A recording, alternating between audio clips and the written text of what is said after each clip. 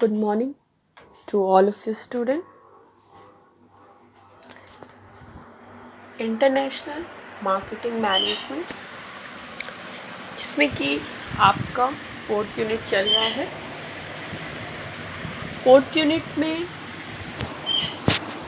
जो टॉपिक हम लोग क्लास में डिस्कस किए थे वो टॉपिक था आपका product selection in export business, means निर्यात व्यापार में उत्पाद का चयन।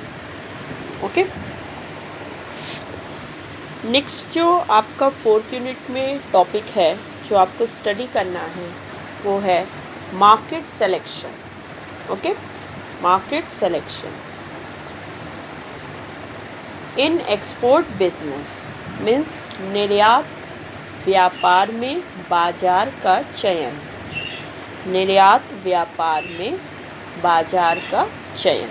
ओके, तो आज की प्रेजेंट क्लास में हम लोग यही टॉपिक स्टार्ट करेंगे, मार्केट सिलेक्शन फॉर एक्सपोर्टर्स। जब भी कोई एक्सपोर्टर्स मार्केट सेलेक्ट करता है एक्सपोर्टिंग के लिए तो उसे कौन कौन सी चीज़ें हैं कंसीडर करनी होती है और उसका प्रोसीजर क्या होता है। Okay, so let's start the class.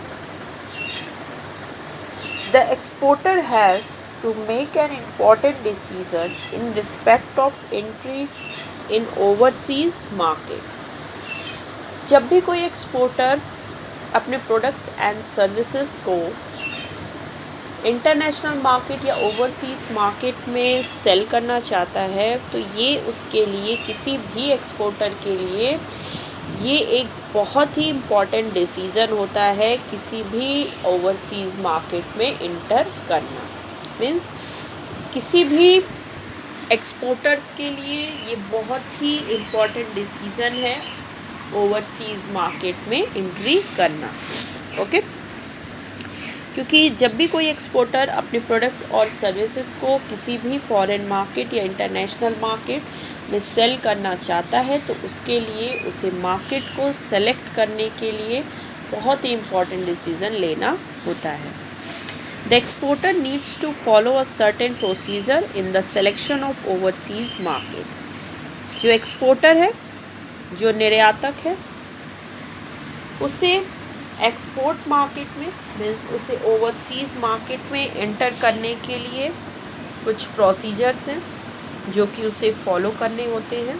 Means जब भी कोई एक्सपोर्टर इंटरनेशनल मार्केट का सिलेक्शन करता है, मीन्स कि एक्सपोर्टर जब ये डिसाइड करना होता है उसे कि वो किस फॉरेन मार्केट में, किस ओवरसीज़ मार्केट में अपने प्रोडक्ट को, अपने सर्विसेज को सेल करेगा, किस कंट्री में वो अपने प्रोडक्ट्स की मार्केटिंग करना चाहता है।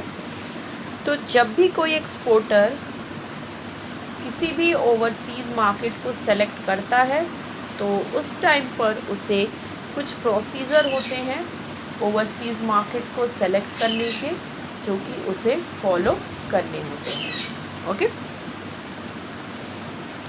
The market selection process is as follow. वो जो मार्केट सिलेक्शन की जो प्रक्रिया है कि किस तरह से वो मार्केट को सेलेक्ट करेगा, मीन्स किस तरह से वो बाज़ार का चयन करेगा अपने एक्सपोर्टिंग बिजनेस के लिए, मीन्स वस्तुओं के निर्यात करने के लिए, उसके लिए कुछ स्टेप्स हैं, कुछ प्रोसीजर है जो कि एवरी एक्सपोर्टर को, ओके, मीन्स प्रत्येक निर्यातक को वो प्रोसीजर, वो प्रक्रिया फॉलो करनी होती है। क्लियर है? उसमें सबसे फर्स्ट पॉइंट है आपका डिटरमाइन एक्सपोर्ट मार्केटिंग ऑब्जेक्टिव्स।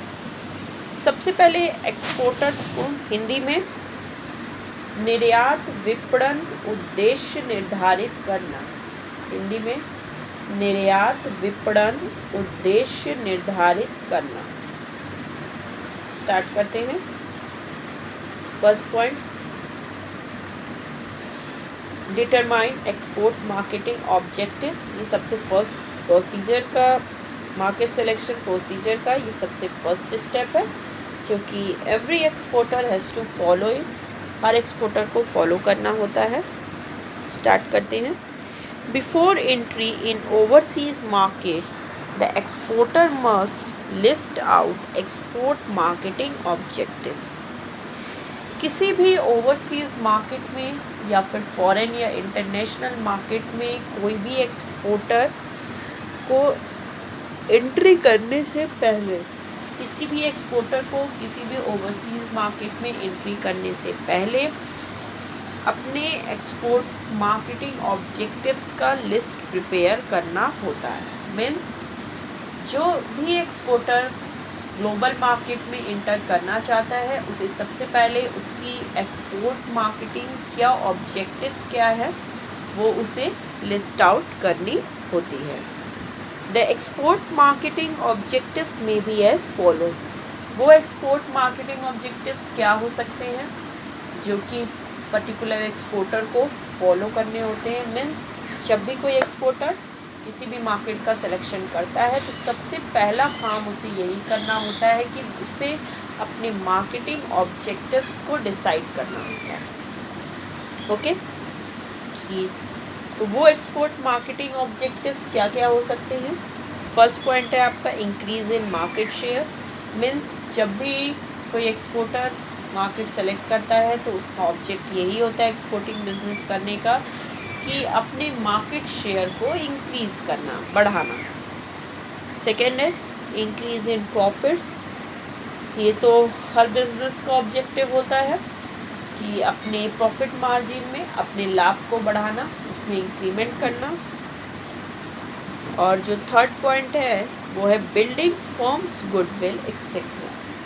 इसके अलावा कोई भी एक्सपोर्टर जब भी मार्केट को सिलेक्ट करता है तो जो भी उसकी मार्केटिंग ऑब्जेक्टिव एक ये भी हो सकती है कि अपनी फर्म की गुडविल को बनाना। बिल्डिंग फर्म्स गुडविल मीन्स वो अपने फर्म की गुडविल को, अपनी रेपुटेशन को इंटरनेशनल मार्केट में मेंटेन करने के लिए, बिल्डअप करने के लिए, क्रिएट करने के लिए भी एक्सपोर्टिंग बिजनेस में एंटर करता है। क्लियर है। सेकेंड पॉइंट आ जाइए। सेकेंड जो स्टेप उसे फॉलो करना होता है वो है कलेक्शन ऑफ इंफॉर्मेशन। मीन्स सूचनाओं को इकट्ठा करना।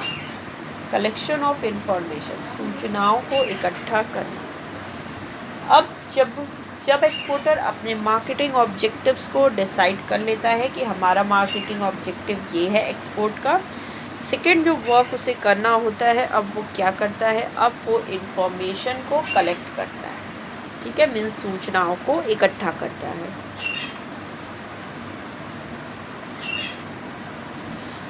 The exporter must collect relevant information from the overseas market.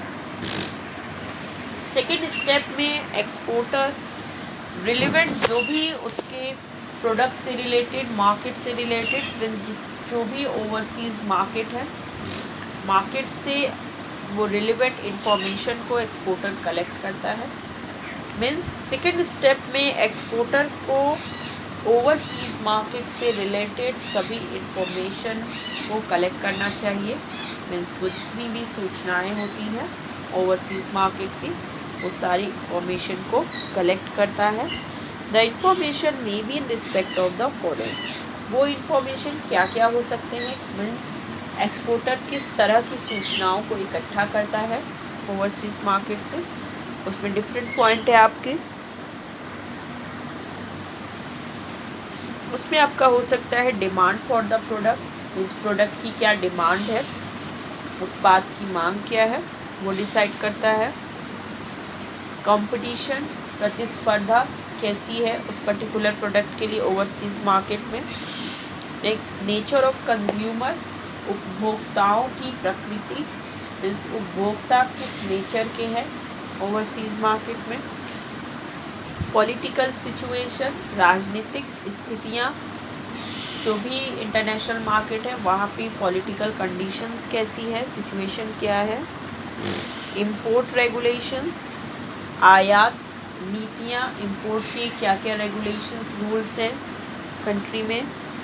Infrastructure facilities etcetera. उसके अलावा आधारभूत क्या क्या फैसिलिटीज़ हैं मीन्स क्या सुविधाएं हैं, इंफ्रास्ट्रक्चर फैसिलिटीज़ कैसी है उस पर्टिकुलर कंट्री में, ये सारी चीज़ें वो इंफॉर्मेशन के रूप में कलेक्ट करता है। नेक्स्ट आ जाइए। नेक्स्ट जो थर्ड स्टेप है वो है एनालिसिस ऑफ इंफॉर्मेशन, हिंदी में सूचनाओं का विश्लेषण करना। एनालिसिस ऑफ इंफॉर्मेशन, सूचनाओं का विश्लेषण करना। ओके, ये क्या है, स्टार्ट करते हैं। The exporter has to analyse the collected information in respect of overseas market. जब एक्सपोर्टर जो सेकेंड स्टेप में जब इंफॉर्मेशंस को सारे कलेक्ट कर लेता है, देन एक्सपोर्टर का काम क्या होता है, जो भी इंफॉर्मेशन उसने ओवरसीज़ मार्केट से कलेक्ट की है अब वो उस इंफॉर्मेशन का एनालाइज करता है, मीन्स उनका विश्लेषण करता है।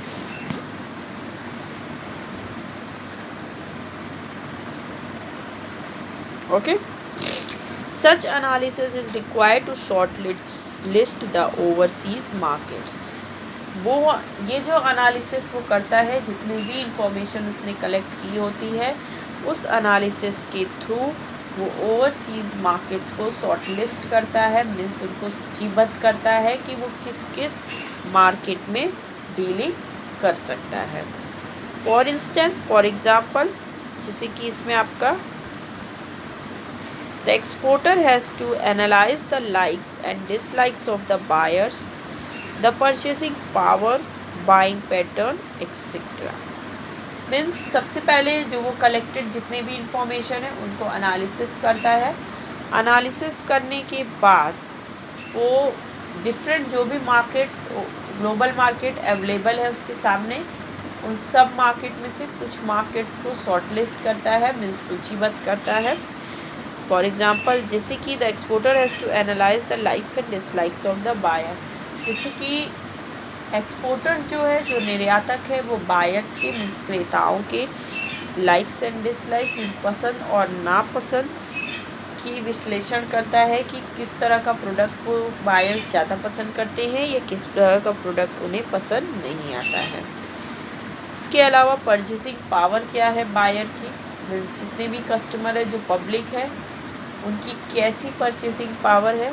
ओके, नेक्स्ट बाइंग पैटर्न कैसा है, जितने भी बायर्स हैं, जितने भी परचेज़र हैं, उनका बाइंग पैटर्न कैसा है, ये सारी चीज़ें उसे कंसीडर करनी होती है और ये सारी चीज़ों का उसे एनालिसिस करना होता है एक्सपोर्टर को किसी भी मार्केट को सेलेक्ट करने से पहले। ओके, क्लियर है।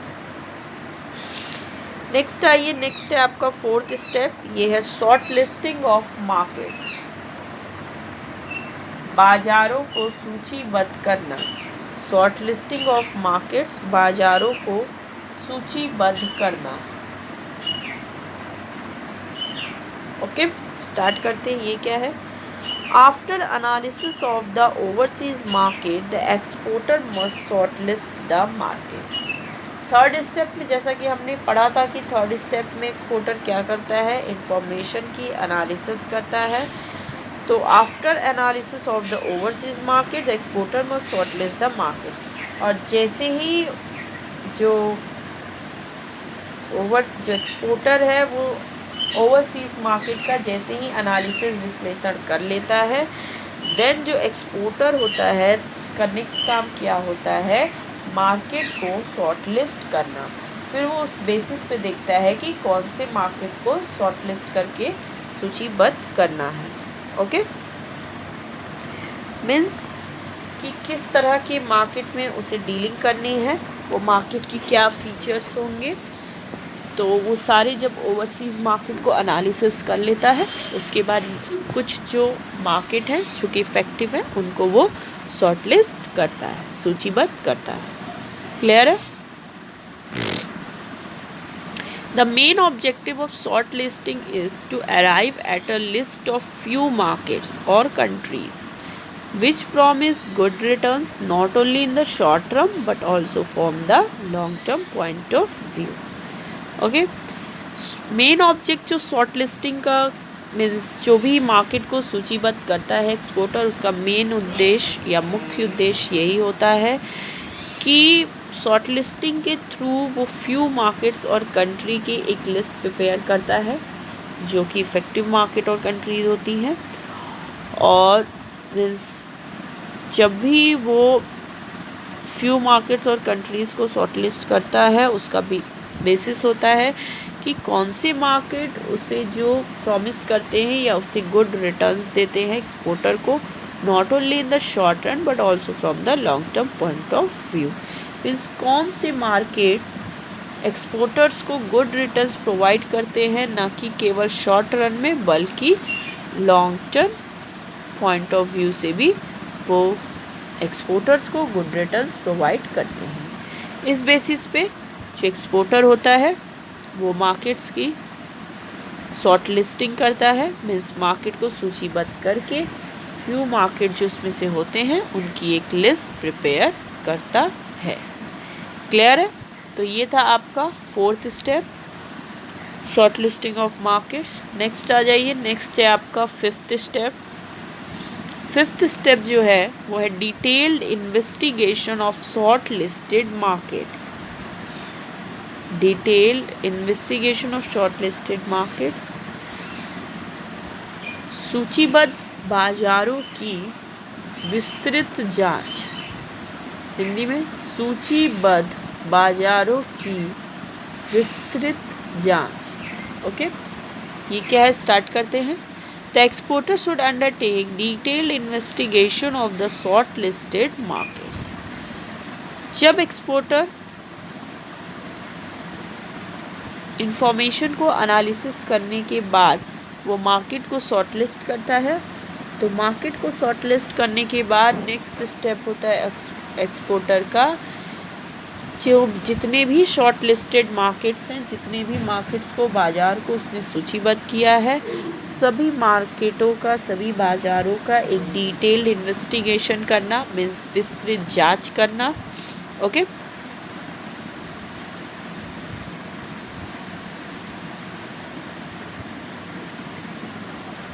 ओके, मीन्स जो एक्सपोर्टर है वो डिटेल इन्वेस्टिगेशन करता है शॉर्ट लिस्टेड, जितने भी शॉर्ट लिस्टेड मार्केट्स एक्सपोर्टर्स ने जो लिस्ट बनाई है उन सभी मार्केट का एक डिटेल इन्वेस्टिगेशन होता है, विस्तृत जांच की जाती है।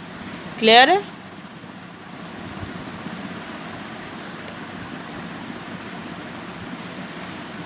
The detail investigation is in respect of competition, demand, consumers, government policies, availability of intermediaries, etc.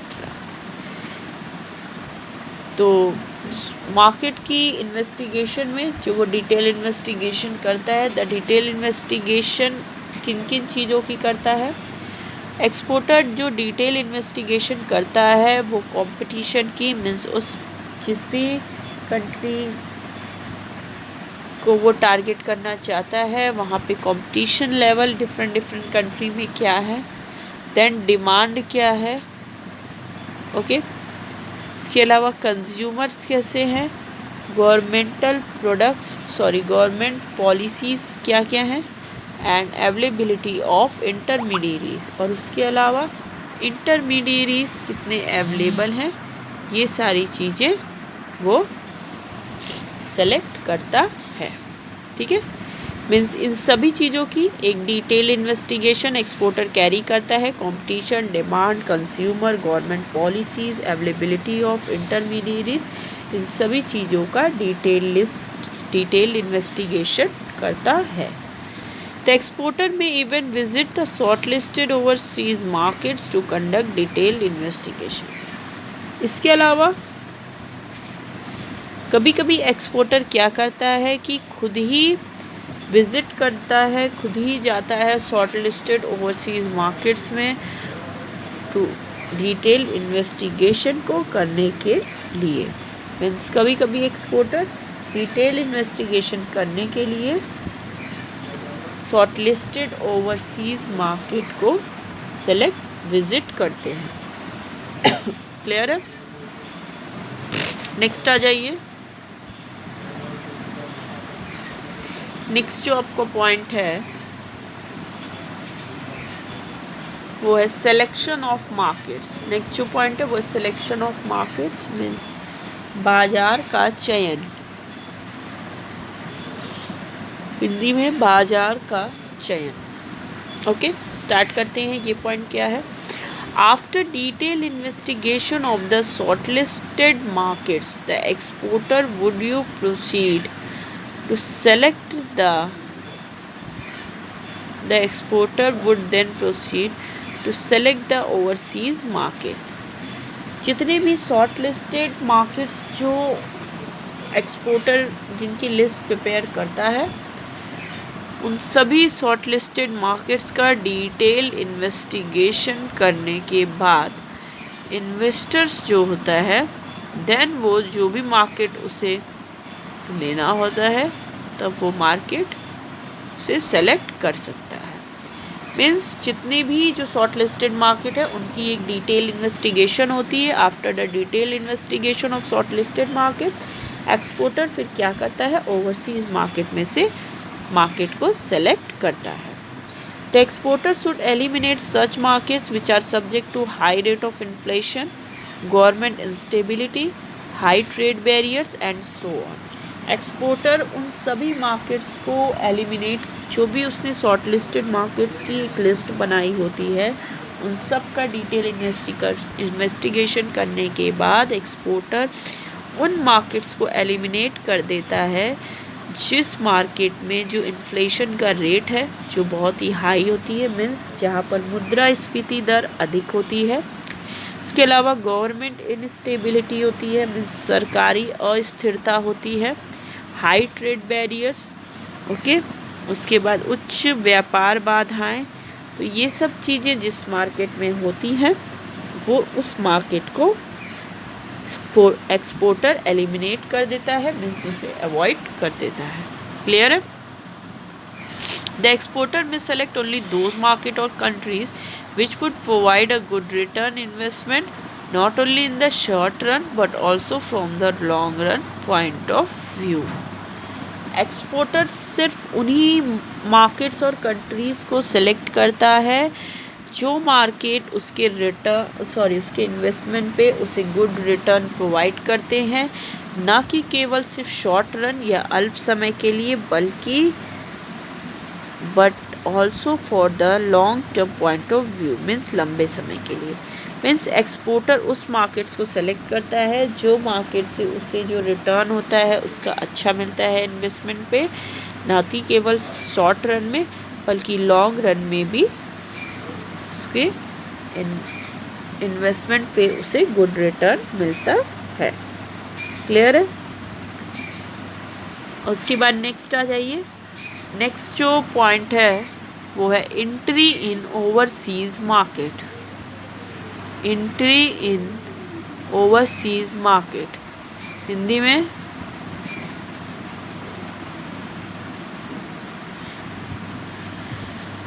में विदेशी बाजारों में प्रवेश। Entry in overseas market means विदेशी बाजारों में या फिर निर्यात बाजार में प्रवेश। ओके, अब ये क्या है पॉइंट, स्टार्ट करते हैं। 7 point. The exporter then makes necessary arrangements to enter in the overseas market. Means selection of market के बाद जब एक्सपोर्टर मार्केट को सेलेक्ट कर लेता है कि हमें इस पर्टिकुलर मार्केट में डील करनी है, यहाँ पर अपने प्रोडक्ट्स और सर्विसेज को एक्सपोर्ट करना है, तब एक्सपोर्टर्स जो उसके बाद जितने भी नेसेसरी अरेंजमेंट्स होते हैं ओवरसीज़ मार्केट में इंटर करने के लिए वो सारे अरेंजमेंट्स करता है। मीन्स एक्सपोर्टर जो है ओवरसीज़ मार्केट, इंटरनेशनल मार्केट में एंट्री करने के लिए जितने भी आवश्यक जो भी अरेंजमेंट्स होते हैं वो सारी चीज़ें वो करता है। क्लियर है? He may appoint the required salespeople and intermediaries। Exporter जो है वो कुछ सेल्स पीपल को भी एक्सपोर्टर जो है कुछ सेल्स पीपल को अपॉइंट कर सकता है और इसके अलावा इंटरमीडियरीज को भी। मीन्स जिस तरह के सेल्स पीपल और इंटरमीडिएरीज की अगर एक्सपोर्टर्स को नीड है तो वो उसे अपॉइंट कर सकते हैं।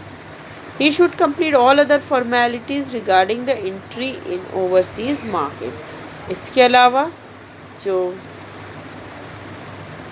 एक्सपोर्टर जो है जितनी भी ऑल अदर फॉर्मेलिटीज़ होती हैं जो कि ओवरसीज़ मार्केट में एंट्री करने के टाइम पे होती हैं, वो सभी फॉर्मेलिटीज़ को भी एक्सपोर्टर फुलफिल करता है। Sorry, he would then produce the goods as per the requirements of overseas buyer। then उसके बाद वो goods को प्रोड्यूस करता है as per the requirement of overseas buyers। Means जो भी फॉरेन मार्केट के बायर्स रहते हैं उनके रिक्वायरमेंट्स के अकॉर्डिंग, मीन्स उनकी ज़रूरतों के अनुसार फिर एक्सपोर्टर जो है वो गुड्स को प्रोड्यूस करने लगता है। क्लियर है? नेक्स्ट आ जाइए। नेक्स्ट एंड ये लास्ट पॉइंट है आपका प्रोसीजर फॉर मार्केट सिलेक्शन में, follow up. Follow up Hindi में अनुवर्ती, फॉलो अप अनुवर्ती क्रियाएं। ओके, स्टार्ट करते हैं। The exporter should undertake a review of the performance in the overseas market। Exporter निर्यातक ओवरसीज़ मार्केट की जो परफॉर्मेंस होती है, मीन्स जो उनकी योगदान है, जो परफॉर्मेंस है, उसका एक्सपोर्टर जो है वो रिव्यू करता है एक बार। मीन्स उसे उस ओवरसीज़ मार्केट की परफॉर्मेंस को वो रिव्यू करता है, मतलब फिर से रीचेक करता है। Such review would enable the exporter to know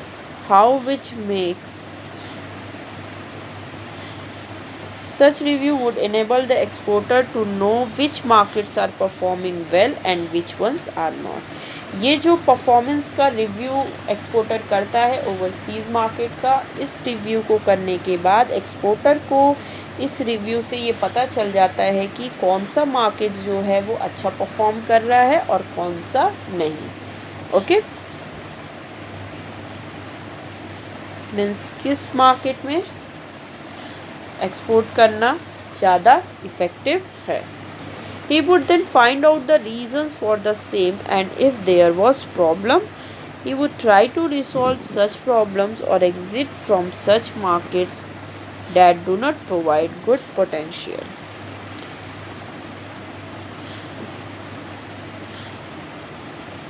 उसके बाद जो एक्सपोर्टर है वो देखता है कि इस तरह की फॉलोअप एक्शन में किसी भी तरह की कोई प्रॉब्लम्स तो नहीं आ रही है किसी भी कस्टमर को।